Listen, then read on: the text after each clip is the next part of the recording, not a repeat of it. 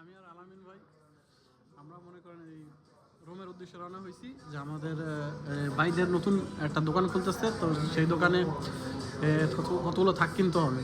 তো এইখানে আউটো গ্রিলে আমি আর আলামিন ভাই হলো দুইটা প্লেটে নিয়েছি, দুই পজিশনে রাবিওলি নিয়েছি। রাবিওলি আলামিন ভাই আবারও এই পাস্তা পছন্দ করে না, সে ভাত খাইতে পছন্দ করে।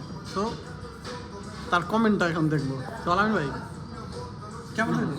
Ravioli ricotta più meglio anche buono. বাংলায় বলেন, বাংলায়। এটা বাংলা তো মনে করেন, এটা বাংলা বলে কি বলবো, পাস্তা বলবো না, হ্যাঁ, কি বলবো এটা? আপনার প্রশ্নটা করেন। এটা পিঠার জাতীয়, হ্যাঁ, কিন্তু খুব ভালো, হ্যাঁ, অনেক স্বাদ মজা আছে, পাইছেন? টেস্ট আছে। হ্যাঁ, বাচ্চা লাগে চলে। চলে। হ্যাঁ, দেখছেন ভাইয়া রাইট দিছে।